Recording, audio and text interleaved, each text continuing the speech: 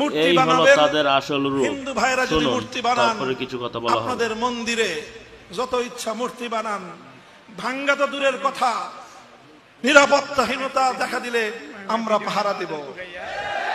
হিন্দু ধর্মাবলম্বীদের কোন মন্দিরের কোন মূর্তিকে যেন কেউ স্পর্শ করতে না পারে।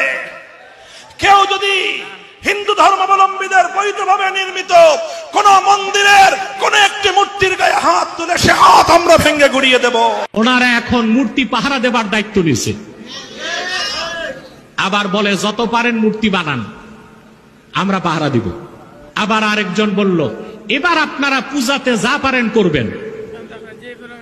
বাহ! ইব্রাহিম আলাইহিস সালামের সন্তান দাবিদার যারা, তারা হিন্দু বৌদ্ধ খ্রিস্টানদেরকে মানবিক সাহায্য করবে, জানমালের নিরাপত্তা দিবে, কিন্তু মূর্তি পাহারা দেওয়া মুসলমানের কাজ না, এইটা পৌত্তলিকের কাজ।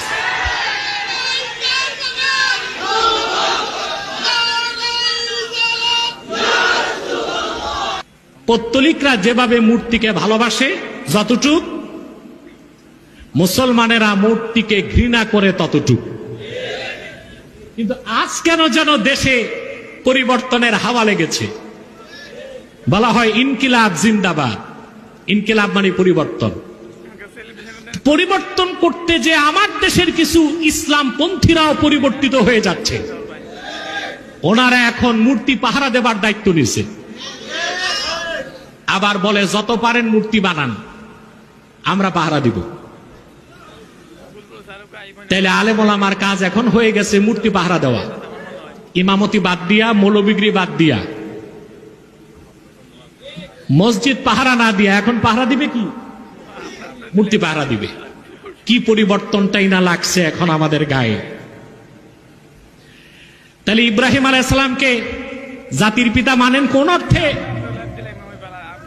ইব্রাহিম আলাইহিস সালামের ঘটনা কোরআন শরীফে পড়েন নাই? আপনাকে মৌলবী হবার সার্টিফিকেট কে দিয়েছে? কি আদর্শ ছিল ইব্রাহিম আলাইহিস সালামের?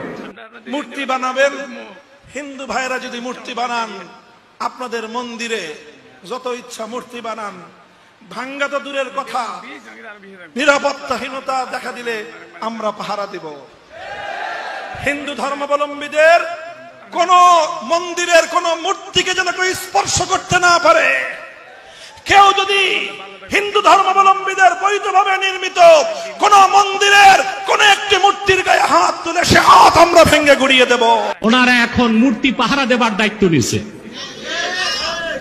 আবার বলে যত পারেন মূর্তি বানান,